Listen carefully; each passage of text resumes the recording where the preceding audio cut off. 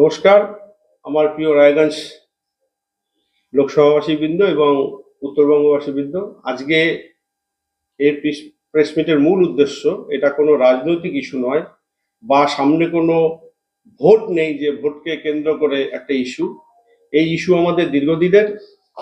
আপনারা সবাই জানেন 2008 সালে আমাদের উত্তর দিনাজপুরের গর্ব এবং আমাদেরই জেলার ছেলে স্বর্গীয় প্রাক্তন কেন্দ্রীয় মন্ত্রী সিপি রঞ্জন দাসপঞ্চী মহাশয়, তার চেষ্টায় এই জেলায় এইমস স্যাংশন হয়েছিল। তারপরে অনেক কিছু হয়ে গেছে, অনেক দিন পার হয়ে গেছে, আমি সেই বিতর্কে যেতে চাইছি না।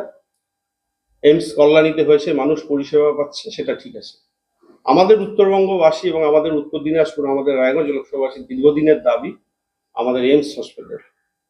আমি সাংসদ হওয়ার পরে আমাদের যিনি মন্ত্রী রয়েছেন, আমাদের ভারত সরকারের স্বাস্থ্যমন্ত্রী সম্মানীয় শ্রী জেপি নাড্ডা মহাশয়, আমি ওনাকে রায়গঞ্জ এইমস হসপিটালের ব্যাপারে লিখেছিলাম।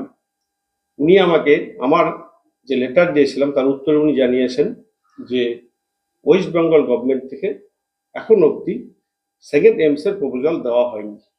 ঠিক তেমনি আমাদের সম্মানীয় রাজ্যসভার সাংসদ শ্রমিক ভট্টাচার্য মহাশয়, উনিও লোকসভার কোশ্চেন আওয়ারে কোশ্চেন নম্বর 151 সাপ্লিমেন্টারি 2 উনি রায়গঞ্জ এইমস নিয়ে কোশ্চেন করেছিলেন।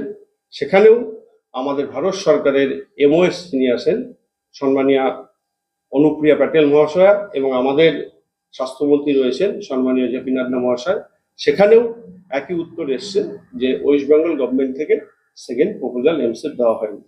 এবং আমি এগুলো মৌখিক কোনো কিছুই বলছি না, আমি প্রেস ক্লাবের সেই সাংসদের আমি ভিডিও ফুটেজ থেকে শুরু করে আমার যে লেটার দেওয়া হয়েছে আমি সম্পূর্ণ প্রেস মিটের পর আপনাদের দিয়ে দিব।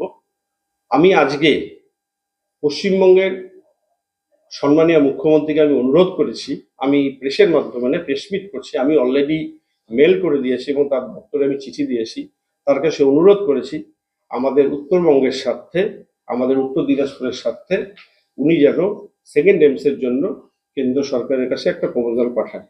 সেই চিঠিও আমি আপনাদেরকে দিব এবং তার সাথে সর্বস্তরের রাজনৈতিক নেতাদের কাছে এবং আমাদের জেলার যত এমএলএ রয়েছেন, আমাদের উত্তরবঙ্গের যারা এমএলএ এমপিরা রয়েছেন, আমি সবার কাছে অনুরোধ করব, আসুন আমরা সবাই মিলে রাজনীতির ঊর্ধ্বে উঠে আমাদের যেটা দরকার এইমস হসপিটাল আমাদের উত্তরবঙ্গের জন্য, আমাদের রায়গঞ্জের জন্য, সেটা সবাই মিলে সহযোগিতা করে এইমস যাতে হয় সেই চেষ্টা করার আমি সবাইকে আবেদন জানাচ্ছি। এবং তার সাথে আমি এটাও বলছি, এইমস হলে শুধু স্বাস্থ্য নয়, আমাদের অর্থনৈতিক মান উন্নয়ন থেকে শুরু করে আমাদের আশেপাশে বিহার, ঝাড়খণ্ড, আসাম রয়েছে, সব মানুষের সুবিধা হবে। এবং আপনারা এটাও জানেন যে আমাদের যে এয়ারপোর্ট রয়েছে বাগডোগরা এয়ারপোর্ট, সেটা অলরেডি তার শিলান্যাস হয়ে গেছে। প্রধানমন্ত্রী, আমাদের ভারতবর্ষের যশস্বী প্রধানমন্ত্রী নরেন্দ্র মোদীজি করেছেন এবং সেটা ইন্টারন্যাশনাল এয়ারপোর্ট হচ্ছে। অলরেডি বাগডোগরার থেকে একটু আগেই সেই কাজের শিলান্যাসও হয়ে গেছে। আমাদের রেল যোগাযোগ ভালো হচ্ছে। এইমসের জন্য অনুকূল পরিবেশ তৈরি হয়েছে। আমার অনুরোধ থাকবে সর্বস্তরের রাজনৈতিক নেতা নেত্রীদের থেকে শুরু করে যারা বর্তমানে পশ্চিমবঙ্গের সরকার পক্ষ রয়েছেন তাদের কাছে, প্লাস পশ্চিমবঙ্গের সম্মানীয় মুখ্যমন্ত্রীর কাছে আমার অনুরোধ থাকবে যে আমাদের উত্তরবঙ্গের স্বার্থে উনি যেন এইমসের দ্বিতীয় অনুমোদনের জন্য কেন্দ্রীয় সরকারকে চিঠি লেখে। কি জন্য রাজি হবে রাজ্য সরকার? কারণ আছে কি জন্য রাজি হবে না, এটা সাধারণ মানুষের স্বার্থে। কারণ যে হসপিটালটা হবে সেই হসপিটালে কোনো রাজনৈতিক দলের চিহ্ন নিয়ে কেউ চিকিৎসা করবে না। সেখানে যে কেউ, যে কোনো রাজনৈতিক দল হোক, যে কেউ, সবাই চিকিৎসা পাবে। চিকিৎসা ব্যবস্থা সুব্যবস্থার জন্য উনি রাজি হবেন, আমার আশা এটা। বারংবার একটা জিনিস দেখা গেছে, গতবারে যে প্রাক্তন সাংসদ ছিলেন তিনি একটা কথা বলেছিলেন যে এইমস একবার যে জায়গা থেকে চলে যায় সেখানে ফেরত আর আসে না। সেখানে কোন ভিত্তিতে আপনি আবার বলতে চাইছেন যে রায়গঞ্জে এইমস হবে? অবশ্যই হবে, কারণ অলরেডি আপনারা জানেন যে উত্তরপ্রদেশে 2টো এইমস স্যাংশন রয়েছে, বিহারে 2টো এইমস স্যাংশন রয়েছে, জম্মু কাশ্মীরে 2টো এইমস স্যাংশন রয়েছে। যেখান থেকে চলে যায় সেখানে আর ফেরত আসে না। না, সেটা দেখুন, এইমস এখনো যদি সেটা যদি হতো, ফেরত যাওয়ার ব্যাপারটা থাকতো, তাহলে আমাকে যে চিঠিটা দিয়েছে আমার সর্বভারতীয় আমাদের ভারতবর্ষের স্বাস্থ্যমন্ত্রী জেপি নাড্ডাজি মহাশয়, উনি তো লিখে দিয়েছেন আমাকে, প্লাস আমি তো ফুটেজ দিচ্ছি, আমার কাছে রিটিনও রয়েছে যে সেকেন্ড এইমসের প্রপোজাল এখনো রাজ্য সরকার কেন্দ্রকে দেয়নি। তাহলে যদি ক্যান্সেল থাকতো তাহলে তো বলেই দিত, আর হওয়া সম্ভব নয়। সেটা দিলে কি রায়গঞ্জে হতে পারে? অবশ্যই সেই চেষ্টা অবশ্যই করব। উনি যখন আমাকে লিখেছে এবার আমাদের রাজ্য সরকার থেকে যদি প্রপোজাল দেয় আমি অবশ্যই মন্ত্রীর সাথে দরবার করে বলবো উনি তো পাঠিয়েছে, এবার আপনারা স্যাংশন দিন।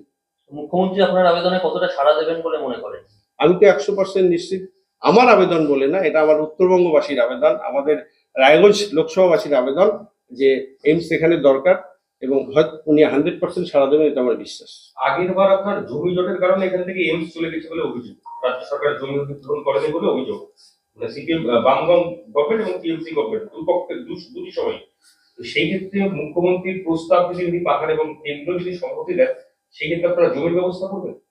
দেখুন, আমি এই নিয়ে কোনো বিতর্কে যাব না। আপনারা সবাই জানেন যে এয়ারপোর্ট হচ্ছে, এয়ারপোর্টের জন্য যদি জমি পাওয়া যায়, এইমসের জন্য জমি পাওয়া যায়। এয়ারপোর্টে কোথায় হচ্ছে? ঠিক বাগডোগরার আগেই এয়ারপোর্ট হচ্ছে, সেখানেও বেশ বড় পরিমাণ জমি লেগেছে, সেই জমি পাওয়া গেছে। কেন্দ্র কি জমির ব্যবস্থা করতে পারে?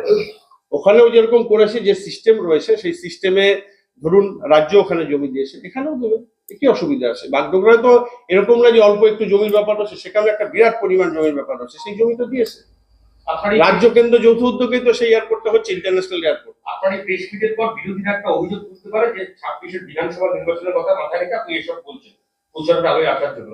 এর জবাব কি হবে? আমি সবাইকে তো একই কথা বললাম, এখন কোনো ভোট নেই, 26 অনেক দূরে রয়েছে, এটা তো কেবল 24, 26 অনেক দূরে রয়েছে।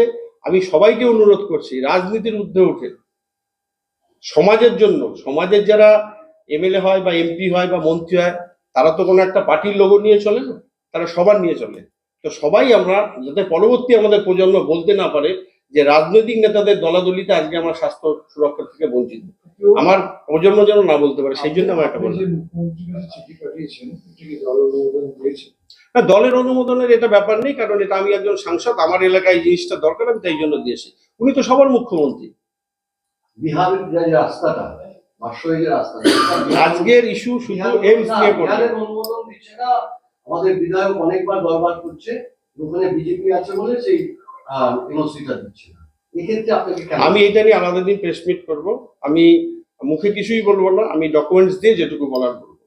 আমি আজকেও দিব আপনাদেরকে, আমি যেগুলো বললাম তার প্রতিটা পেপারস দেবো, এবং সংসদের যে কোশ্চেন আওয়ার হয়েছে সেই ভিডিও ফুটেজও আপনাদের দেবো।